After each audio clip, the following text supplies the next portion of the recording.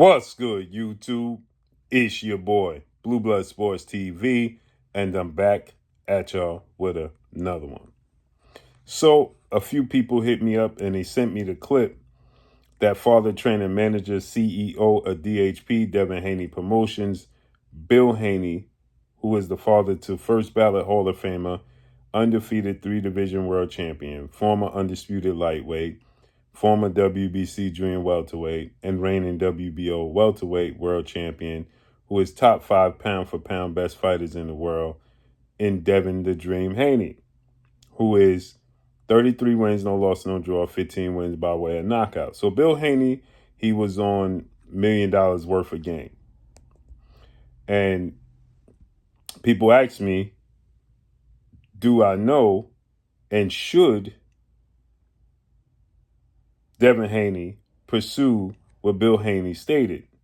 So there's a clip where Bill Haney states that when asked about the list, so Gillian Wallow, $1 million worth of game, they was going down the list of opponents that Bill and Devin put out.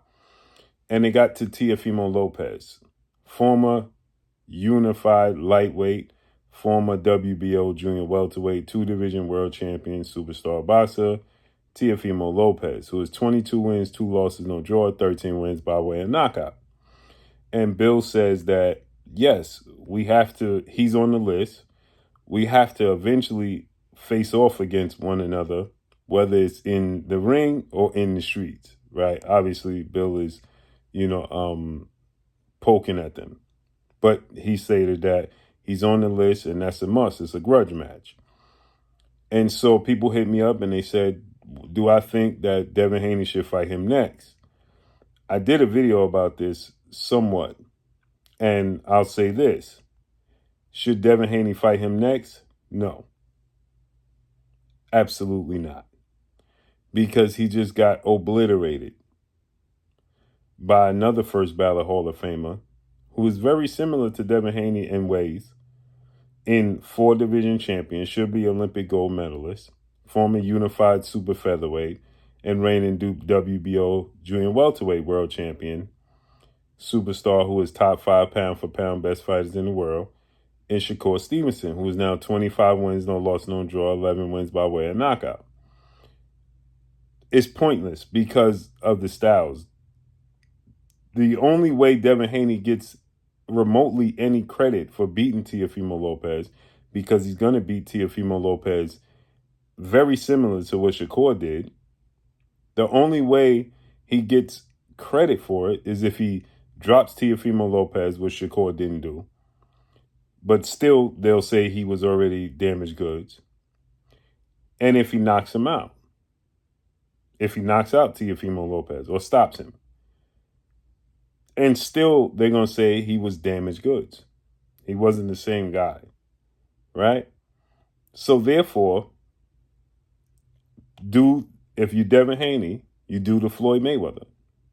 We got the saying, you do the Devin Haney, right? No, do the Floyd Mayweather now, Devin. You wait until he comes back and gets the biggest win in his career or something equal to that, because he already beat Lomachenko and Josh Taylor. So there's nobody out there that can match those level of guys. But a big win, right? Or 2. Fight Brian Norman, beat Brian Norman, which I don't think he would. But that would be an option. And or, he's moving up to 147. Fight and beat Richardson Hitchens, who's moving up to 147. Or Conor Benn. Right? Get a win if you Teofimo Lopez over one of those guys. And then he can run with the excuse that he was weight drained at 140, so on and so forth.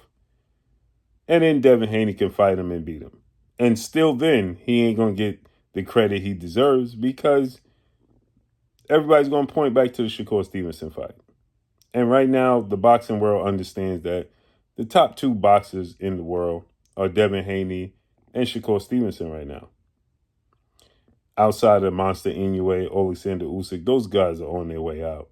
Not so much Monster, but Monster's like 33 years old.